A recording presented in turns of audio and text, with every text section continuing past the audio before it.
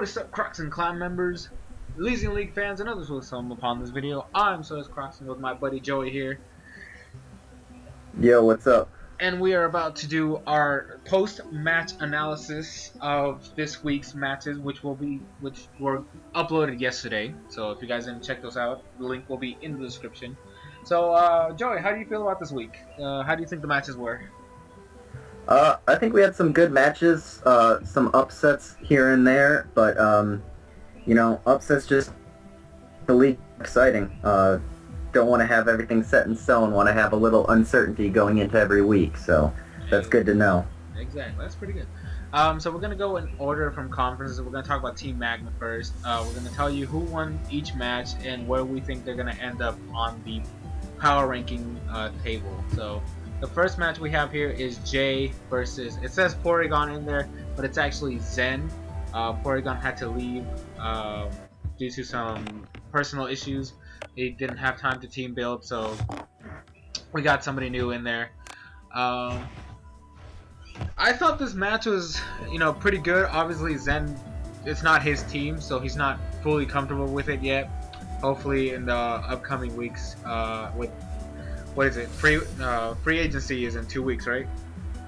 The free week will be in 2 weeks. Yeah, the bye week.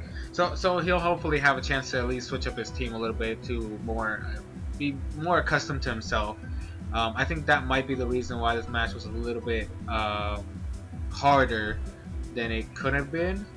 But Jay definitely played out his mind. To me, like when he told us that he was gonna be serious this week, I wanted to believe him, and he came in with the intensity that he should have had these past couple of weeks anyways. What do you think, Joey?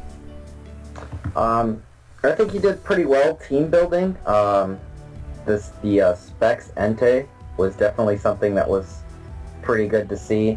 I mean, I like his team. I like the fact that it's a lot of lower tier mons that are just putting in work, and then just having, his 2 upper tier mons are just walls that'll help him out, and then everything else is lower tier with some priority and some unique sets. So I like to see him doing well. He somehow got 2 kills with Mega Sharpedo, so props to that. That's one thing that I always really like. I've always said this. I feel like Mega Sharpedo doesn't work in draft most of the time because you can't get the speed boost, or at least it's really hard to get the opportunity to get a speed boost.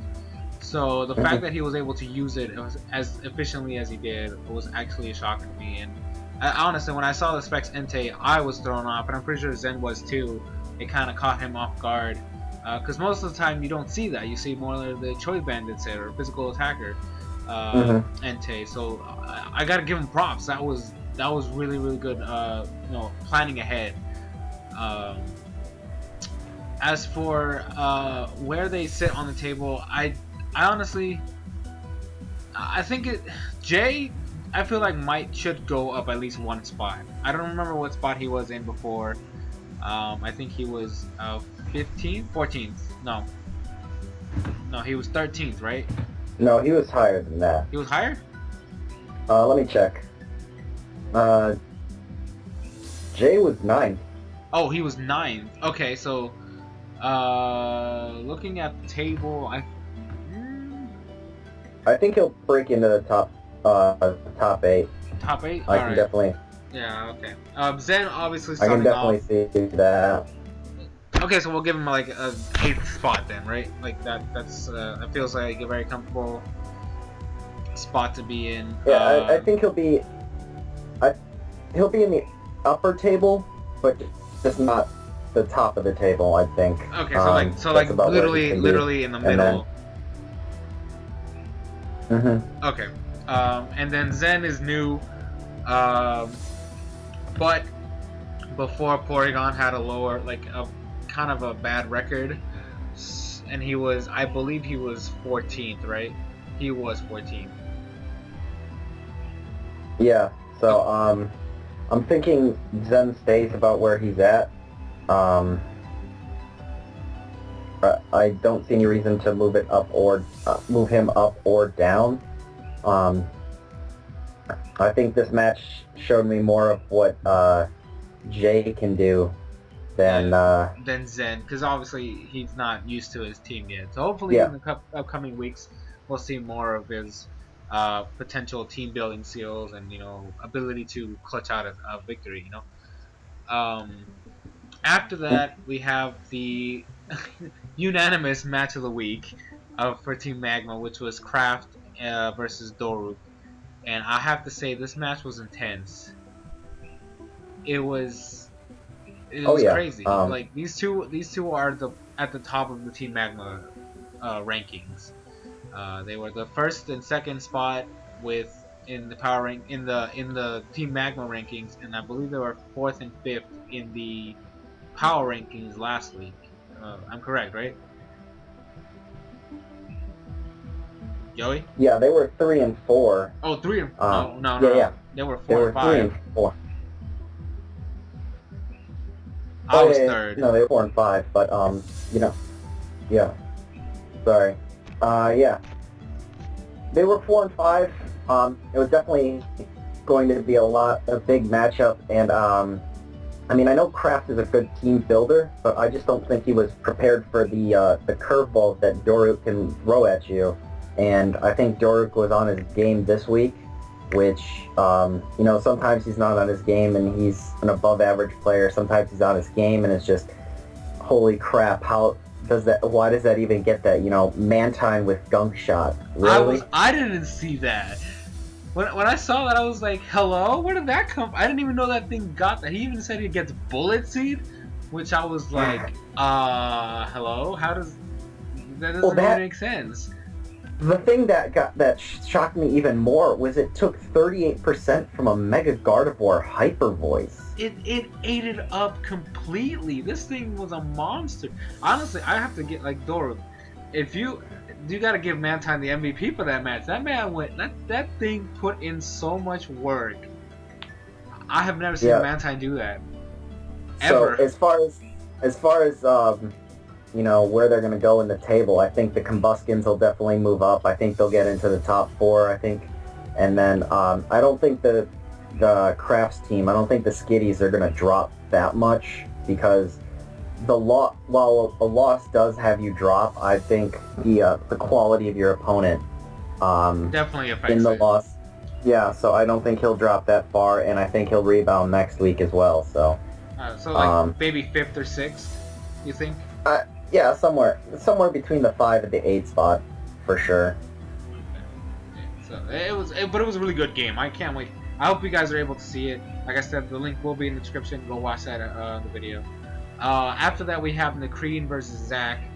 Obviously, this was going to be a very interesting matchup because Nakreen has a very hyper-offensive team, whereas Zach has a more well-balanced team.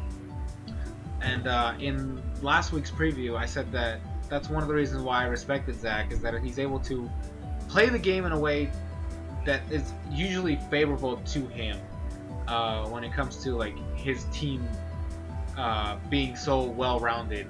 It has its walls and it has its offense, and he knows when to bring out what. Whereas when you have a full offensive team, you can't really you have to basically sacrifice Mons in certain situations because you don't really have the walls to be able to handle the long-term battle. And it was still a good match. I'm not taking it away from them, but I feel like Zach definitely had a lot of the momentum throughout that match. Yeah, I think Zach definitely brought everything that needed to go and counter all the threats that Nakreen could bring offensively. And I just don't think Nakreen's team is built in any way other than running hyper offensive. So if your walls can't handle him, he can run all over you. But if you have the right walls, you can just wall him out, and eventually he'll wear himself out. So that's how Nakreen is, and I feel like most of his battles are going to be won based on team preview, won or lost just team preview wise. So yeah, I can see that. I can see that. So I honestly feel like McCrean's gonna drop here. He won last week, I believe. mhm. Okay, so he won week 3, and then week 4 was a loss. I think he Oh was. no, hold on. Wait, No, no? I think he lost. He lost last week. He lost last He's week. 0. I have to check the results, but No, I'm he won pretty week. sure. He won week 2. Yes, He lost week 1. he lost a close 1-0 to Swishy week 1. He had a huge 5-0 win week 2, and then he lost. He had a close 1-0 loss last week. I think he lost to he lost to Jay. Okay. He lost to Jay on a close 1-0. He just couldn't deal with the priority of Hitmonchan. Okay, yeah, okay, I remember that match. And then there was this week. So I don't think he's. I think he's maybe his team is probably bottom, not dead bottom, like bottom 4, but in that 3rd tier. Yeah, he definitely. I honestly feel like he should probably think about making some switches. I mean, he either makes some switches or he just accepts kind of how his team is, and then just week to week, he either runs over people or goes down to walls. But I don't think his team is too problematic. I just don't see him beating out both your teams all the time. So that's gonna be it. That's just gonna be his only problem. Okay. And then what do you think? I think honestly Zach has to move up to the top, at least top 8. Oh, he's 6th, but I think he might move up a spot. Okay, Yeah. so basically, depending, this would be like a switch. Zach goes over Kraft this week, maybe. Probably. Okay, so that's probably like a way that I can see that actually happening. Zach definitely deserves it. He has been putting in so much work so far, which is really great to see. The last match here in the Team Magma Conference, well, let's just say Most likely a forfeit at this point. Like Gengar didn't show up week 3, and has not appeared at all in week 4. As of recording this video, he has not appeared in the main chat, or or nobody has even heard of his anything. So honestly, Cup 2 is probably taking this as a forfeit win, which I feel bad because I think he's at that point where he's bringing his A game. Week 3 he beat Doru, which was a huge upset. It was a nice 1-0 win too. I mean, there was nothing. I think Doru brought his game, and Cubchoo showed that he can be good. Yeah. He got caught playing number 1 and number 2 at the time back to back in his non-conference. So, but I think the problem that he's going to have is, for the power ranking wise at least, is a forfeit is a win, but it doesn't move you up or down. Because you can't show off your ability, which is something that, like I said, I feel bad for him, because I feel like if this battle if this battle actually happened, Cupchoo, I honestly feel like Cupchoo would take this. I do. Gengar, I don't feel like is the best battler or the best team builder, and his mindset is not there. To be perfectly honest, like he came in and then week 1, I remember he kind of just gave up near the beginning of the match. Yeah, that was against me. I mean, I could have 6-0'd him, but I decided to just leave in the Druddigon and just keep Dragon Tailing things out and weakening them so that everything else could go, and then you had the 6-0 against them. So yeah, so it's just it sucks. It sucks. But if he doesn't he's technically last place right now. Yeah, but I mean, as far as Cupchoo is concerned, he's at 8 in the power rankings. That's another win. It helps him move up in the conference, and then the next week he can get another crucial win and just pick his momentum right up from there. Yeah, so I'm rooting for you, Cupchoo. Hopefully next week you actually have a chance to battle somebody, and prove that you are as good as you are. Because honestly, I know When I saw that match between you and Doruk, I was completely amazed, and I really hope that we're able to see more from you in the future. All right. Next up, we have Team the Team Aqua Conference. So it says here Squirtle from Boston Blasters. That is actually false. We actually had to, unfortunately, we had to kick Squirtle out of the group, out of the league, because he was causing some unnecessary drama that we just had no reason to deal with at all. So we had to put our foot down, and then we were able to bring in a new member, Fawetsky, who took over. Obviously, again, not his team, and he kind of came in last minute. Because we kicked Squirtle out, I believe, Thursday, correct? Yes, Thursday. It was Thursday. So, and his match was on Friday, so he honestly didn't have the most time to practice, learn the matchups, analyze his opponent's team, as well as he could have. So this match was honestly very, very hard for him.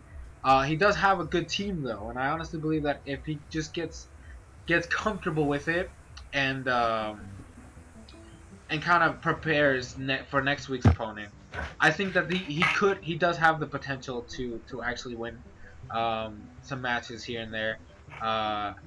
So we'll just have to see where he goes from there. But Agron did come in with his A game. He's been frustrated recently because he hasn't been doing so well. So this week he essentially said he has to win this match. And, it was really good. I gotta admit, he brought his A game. I commend him for that, obviously, and hopefully he can maintain this momentum for the coming weeks and go from there. Yeah.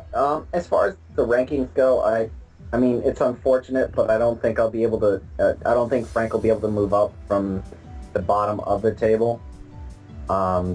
Simply because, yeah, I mean, he just got unlucky with this week. I think next week he'll be able to. Next week, and he'll have the bye week to change some things around, and then we'll see, where he can iron himself out. I think Agron moves up a little bit. I think maybe Top third 10? tier. I don't know if he cracks the top 10. The thing is his two losses have come against two really good opponents that are high up in the table, and his two wins have come against people who are very low in the table. So like 11, where that 12 maybe. I mean, somewhere between 9 and 12, I would have to imagine. That third tier right there. Just, I mean, I'd love to see him just battle a mid-power rank, like a mid-table coach to help, like, accurately portray where he belongs on the table. I could see that. Now, I do have to say this, because obviously we're still at the assumption that Gaygarden's not going to show up to his match. Mm-hmm. Would that technically move up, Frank to at least 15th because, we had a no-show? Yes. Yeah. The forfeit gets you bottom rung for sure. So, it comes down to between Zen and Frank, but I think Frank will probably be lower, simply because I think Jay is higher than Agron. Yes, he is. And they both had similar losses on there, so I guess I'll have to put that. That would be my really only deciding factor when making that. Okay, that makes sense. Next up was my match versus North. And I'm gonna admit, this one was kind of scary. I had this mindset going into this match that I had to win. Right, I put this pressure on myself, saying I needed to win this match because if I had won this match, right? If I won this match, and then I was technically second in the Team Aqua Conference, I was 1 point behind the what was essentially the top of the conference, which was Bloom. And I had this mindset going, I have to win this match, I have to win this match, I have to win this match. Because if I won this match and Bloom lost, or he won with a small margin, there was a chance I would be able to overtake him in the conference rankings. So obviously I put this unnecessary pressure on myself. I'm not going to excuse my play. North played really well, I gotta admit, the substitute life orb Gengar definitely threw me off. That's not a thing I commonly see. And I also did make the mistake of not bringing what I believe to be my best, especially defensive wall, which was Registeel, because there was a lot of fighting type possibilities in North's team that I just did not want to risk my Registeel with. But hindsight, I definitely probably should have brought it because it definitely would have helped me against that Gengar in some capacity at least. And I would not have lost as many Mons as I did. But you know, it was still a close match. I gotta say, I'm very proud of my technically ex-student. He did play well. He did throw me off, and I had to save Crocoon till the end. I think that's what kind of saved me in that match, is the fact that I was able to save it for such a crucial moment. Because at the end of the match, he just had physical attackers and Tornadus, and Crocoon just basically handles everything without any problem. I think I think he misplayed just on the choice between Focus Blast and Hurricane. I know his Hurricane missed, but had he gone for the Stab Hurricane instead of the Focus Blast, I think you actually take away a loss at that point. I know, and like I said, North was playing really well, and you know, it's unfortunate that he went for the wrong move when he did. I mean, his Hurricane ended up missing a turn later, so who knows what would have happened with the Hurricane, but they had the same accuracy, so you have to assume that it would have hit. Yeah, but so you always have to at least hope for, you know, your moves to hit and all that stuff. But it was a close game. It was a 2-0, so it was pretty crazy. I think this is a loss that it certainly won't move him down, and it might have a chance to move him up depending on how some of the other teams. Yeah, simply, I mean, this is 2 weeks in a row where it's 2-0 now, and it's just something he could have maybe done a little better and lessen the difference, or even come away with a win. Yes, I mean, and so, against two people who are at the top of the power rankings too. Oh yeah, so this is actually kind of where I predicted him to be, where he's he's on the bottom end of the tables, but every single match he is scaring the crap out of all these people, because when you go into him, this isn't an easy win, this isn't a guaranteed win, this is going to be a fight, and if you overlook something, he will take you out. I mean, if he had roosted up, he might have been able to, with his Mega Scissor last week, he might have been able to take out Conkeldurr and given Bloom a scare for a 1-0 win. Mm-hmm. If he had gone for Hurricane against you instead of Focus Blast, you know, maybe he picks up a win. So, you know, he's not someone, you know, despite what his record says, he's not someone that you want to go in and play that week, because, you know, he's going to pick up a win or two somewhere down the road, and you don't want it to be you, exactly. especially with the conference for the playoff race being as tight as it is. You know, you can't afford to drop a loss to someone who might not even be in the playoff race like this, and that's exactly what he's going to do. And he's you know, I think he kind of goes into every week just, he doesn't have anything to lose, so let's try these sets, let's do these sets. Substitute Life Orb Gengar. I mean, who thinks of that, right? He's got nothing to lose, you know? Exactly. I mean, that's one of the reasons why I felt like I said, it threw me off, because I had my Configures out. I see a Gengar come in. I'm here thinking he's gonna go for Shadow Ball, because, you know, there's a Configures on the field. And he substituted on my... I sent in a Pokemon to die to this Gengar, so I could bring in my Latios, which was Scarfed, specifically to kill this Gengar. And he substituted. What can I do to that? He literally... He basically... He knew I had to switch, and he had brought the opportunity to take advantage of that. I mean, I can't wait for the week that he picks up a win. I can see him easily picking up one against... I mean, I think he goes against Aggron, I think he goes against Frank, and I think maybe even Swishy.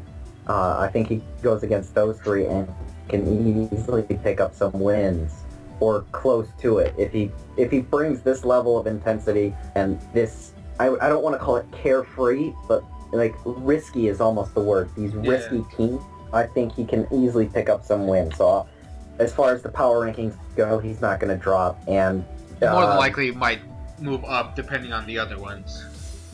We'll see how the bottom of the table is. I think he might still be 4th tier, but he might be at the verge of leaving the 4th tier, or he might be in the 3rd tier, the 9 to 12 at the very bottom. Okay. But we'll see. Like a 12 or a 13 is probably where I'll put him. I can see that. Now, as for me, I mean, I don't expect a number 1 spot in the ranking. I was technically in the top 3. I will be happy if I stay top 3, but I'm assuming I'm gonna move up to 2 just because of another match. Yeah. The last match we're gonna talk about. Yeah. You're still an undefeated. You're one of 2 undefeated teams now, so you have to go up. I mean, you've had 2 close scares now with 2 stuff. So that's obviously why I can't put you at number 1. Exactly. Considering the first place guy is just, coming close. Like it's if he had a 6-0 and a 5-0 and then like a 1-0 or a 2-0, then you can say these are scares. But every single game of his, which I guess we can tell it right now, is between Swishy and Six Pass 1-2-0, and that's the 4th week in a row where his differential has been 2-0 or 1-0. He's pretty much the definition of late game. I mean, he feels out the team. He brings you down. He whittles you down. He pulls out whatever you have late game to beat him. He pulls that out, forces you to use it, and then beats you at the end, and then you have nothing else, and you're just playing for differential at that point. And that's what he's done 4 weeks in a row now. I mean, week 1, he pulled out the Mega Altaria and prevented it from setting up the Swords Dance, or setting up a Dragon Dance, with the Heatran, and then had the priority Bullet Punch in the back. Forced Zach to bring in his late game and eliminate it at the end.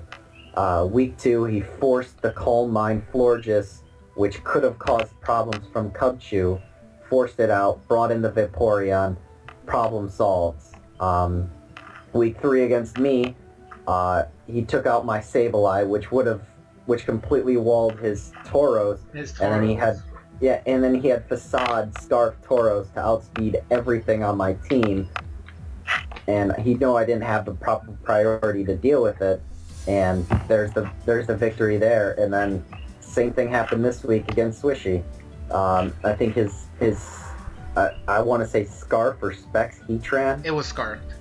It was Scarf. I mean, that thing's just doing a lot of work. It outsped Outlander's T. Yeah, I mean, that was doing well.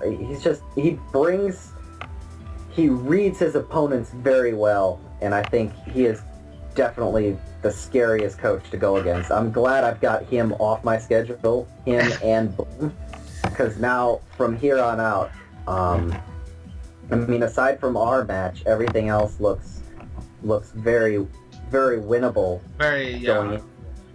So honestly, Six Path is staying at the top. I have no problem with that. This man is a monster.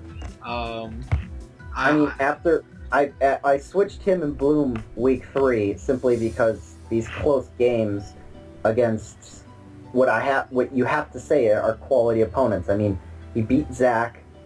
Zach is top 5, top 6. He beat Cubchoo, who beat the guy who's going to be number 3. He prevented him from being undefeated right now. He beat me last week, and then this week he beat another person who can be pushing for a playoff spot in the Aqua Conference. So he's beaten all these guys, and I think he's definitely somebody to look out for. Yeah, I mean, I'm seeing you, I'm seeing Bloom, and other than that, I don't really see anyone who's going to take him down. Yep. And then speaking of Bloom, the last match is you versus Bloom. Now, I didn't watch this live. I had to like watch it before we started recording this. Oh my goodness, the hacks in this match for real. I mean, it was still a good game. It was still a very good game.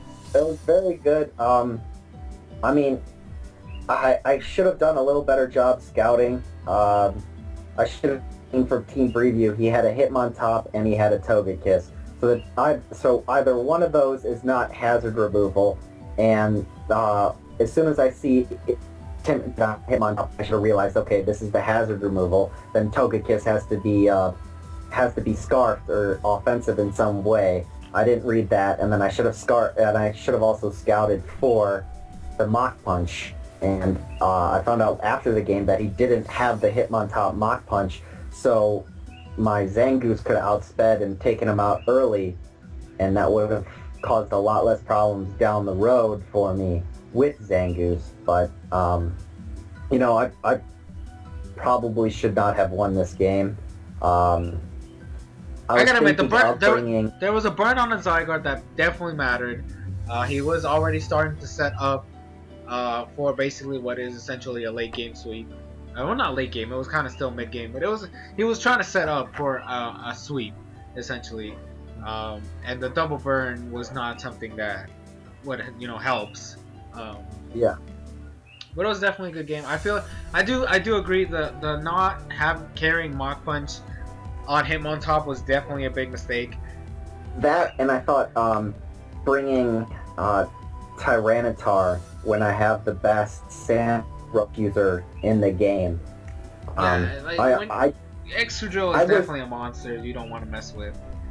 I was thinking of putting Sand Rush on Excadrill and going Life Orb, but I was convinced that he wouldn't bring T-Tar since he had Aggron as well, and I thought, both of them are going to be weak to Excadrill and any fighting type, so might as well bring the one with Sturdy, and that doesn't give me an advantage. But, had I known, because Mold Breaker doesn't do me any good against his team. He doesn't really have any Levitate users or Magic Bounce users, so,